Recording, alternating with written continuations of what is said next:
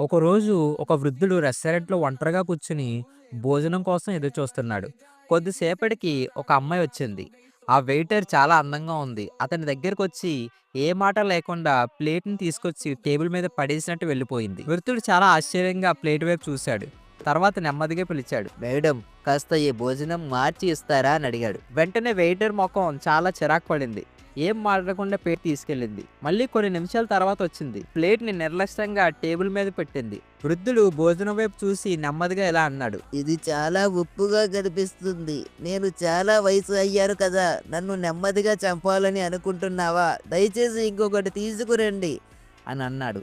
ఆ మాట విన్న వెయిట్రెస్‌కి కోపం వచ్చి ప్లేట్ తీసుకొని నేరుగా తన ఓనర్ దగ్గరికి వెళ్ళింది. భోజనంలో ఏ తప్పు లేదు. అతను తినకుండా కంప్లెయింట్ ఇస్తున్నాడు అని విసుక్కుంటూ ఓనర్‌కి చెప్పింది. బాసు సరే అని చెప్పి ఏం మాట్లాడకుండా ఆ ప్లేట్‌లో ఉన్న ఆహారం టేస్ట్ చేశాడు. ఆహారం అంతా బానే ఉంది. సరే ఆ ప్లేట్‌ని ట్రే మీద పెట్టి వృద్ధుడి దగ్గరికి తీసుకువెళ్ళాడు. ఈసారి 2 చేతులతో మెల్లగా ప్లేటు నెమ్మదిగా టేబుల్ మీద పెట్టాడు ఆ ఓనర్. నెమ్మదిగా, గౌరవంగా, "సార్, దయచేసి మా భోజనం మీకు నచ్చుతుందని ఆశిస్తున్నాను" అన్నారు. వృద్ధుడు చిరునవ్వు నవ్వి తల ఊపి మెల్లగా తినడం ప్రారంభించాడు. భోజనం అయిపోయిన తర్వాత లేచి నిలబడి జేబులోంచి రూ. 50,000 డబ్బు టిప్ కింద పెట్టి వెళ్ళిపోయాడు. వెయిటర్ అది చూసి వెంటనే షాక్‌లో ఉండిపోయింది.